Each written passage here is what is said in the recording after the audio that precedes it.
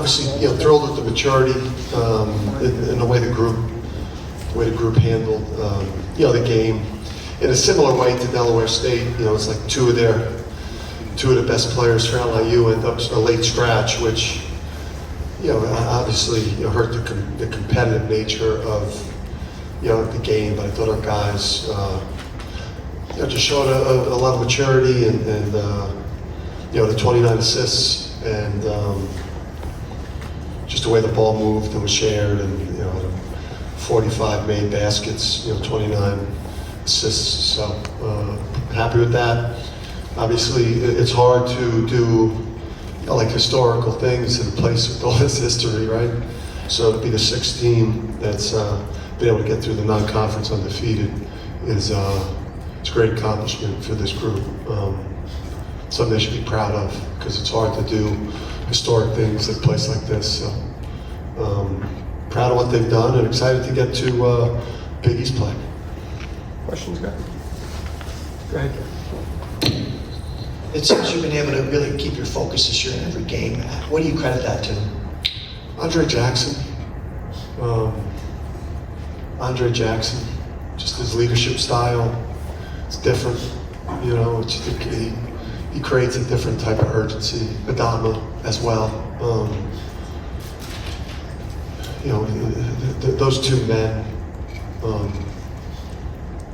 their daily approach, their work ethic, these guys are, they set a tone in practice, because neither guy ever wants to be subbed out, and each guy is an absolute ruthless competitor, and that runs through your team. When two of your best players, or your two best players with Jordan, are just putting so much pressure on everyone else to show up every day, or else they'll destroy them.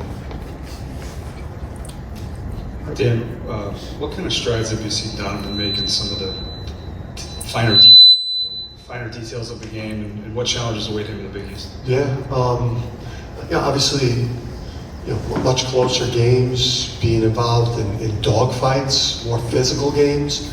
I think non-conference games tend to get refereed a little bit softer, and then they kind of let you do beat the hell out of each other in conference games, especially in the Big East, maybe the Big Ten.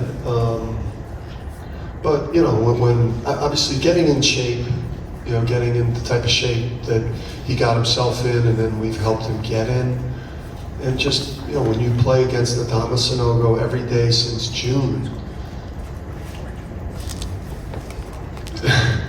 you're going to improve a lot, because he's playing against one of the best players in the country. What's your take on the Big East from what you've seen so far this season? Some saying it's maybe a little bit down, but what's your take from what you've seen? I think overall it's better. I do, even if whatever the net says, or the Ken Palm, I'm not even sure, because we've been just so kind of focused on just taking care of the non-conference. I do think overall it's much better. I think the bottom is stronger. Obviously, every game in conference play is so difficult because you know each other so well, and it's one of 20, and it's a grind. So we know that our string of double-digit coasting to victories is about to turn into much different type of games, and we're mentally preparing for that. Any other questions? Go ahead. Coach, do you think you guys have played your best game yet, or is there better things to come from this group? No, I don't think we've played our best yet. I think obviously getting Sampson back and healthy, and because he's a very important piece. I think it was great to see Naheem. That was big for us today, for Naheem to see the ball go in and to get double figures. I mean, he's an important player for us because he's been really guarding at a high level, and to see him make some shots, I think is really going to add to what we're trying to do. So I just think there's been a carelessness with the ball. I think there's some positions where where we've got to play just at a higher level. And I'm obviously not talking about center. Coach, is there anything that you can take away from this type of game versus, maybe a closer game? Is there anything that To take away from this game? Yeah, I would say maturity, because and the message, it was like at Delaware State. I think we were +2. We won the second half by 2, and we acted like bozos in the second half of that game. So I think we showed a quality. I think we showed a top quality. We showed a ball movement. We didn't necessarily out talent them. We were in the right spots. The ball was moving. We looked sharp. We obviously, there's a talent discrepancy, but there was also, the ball moved and we were in the right spots, and we didn't just overwhelm them just because we were a lot better talent-wise. You have so many more perimeter shooters this year. How does that change things for you? I mean, that's Adama and the efficiency for these players. If you look at Adama gives us the one thing that is so different. A guy you could back to the basket, score one-on-one in the post. He could just jump hook or just go win a low post battle and just go back to the basket. But if you look at a lot of like Donovan's field goals, I think, if you do a study on him, his teammates do just such a great job of finding him in the ball screen game, finding him on dribble penetration. He's getting so much better at posting up and sealing, and he feeds off of assisted baskets, from his teammates, because he has the shooting. The court is open, and he's behind the defense, and it just creates just major problems. Dan, if I could just go back to Donovan for a moment. Obviously, a guy like that's going to have a chance to shoot a pretty high percentage in a game like this, but he goes 10 for 10, and he also just seems to be in the right position, throws it well, he catches it well. I just wonder if you could share your thoughts on his overall play. Yeah, we credit Tim as a great high school coach. I mean, you knew what you were getting. He met his high school coach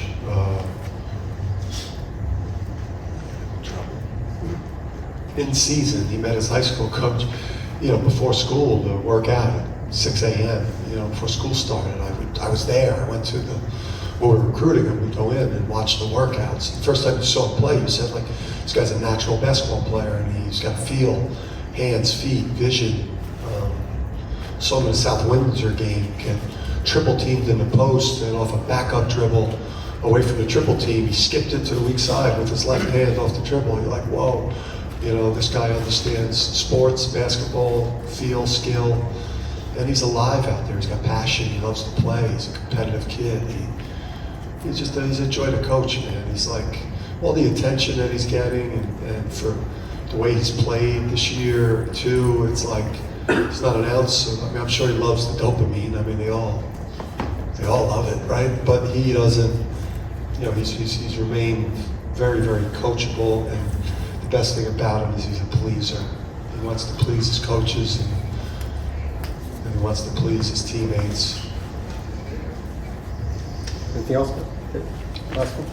Obviously, had the big size advantage. Was it good to see a little zone? And do you like the way you guys attacked it? It was good. Where we got to get better versus the zone, though, is like we miss opportunities, to play from the nail or from the wing and get the ball to the short corner or get it to our bigs versus the zone. We're pretty one-dimensional in terms of it being all three-point shooting. Now, the positive thing is we have a lot of shooting, and we can get it to the free throw line and spray it to the line, but we also have to be able to score in the paint versus zone. We're pretty one-dimensional, and that's something that we've really got to work at, because it was frustrating, because there were opportunities there we just missed because we're so three-point reliant when the zone comes. And you do have to hurt the other team in the paint versus zone, too.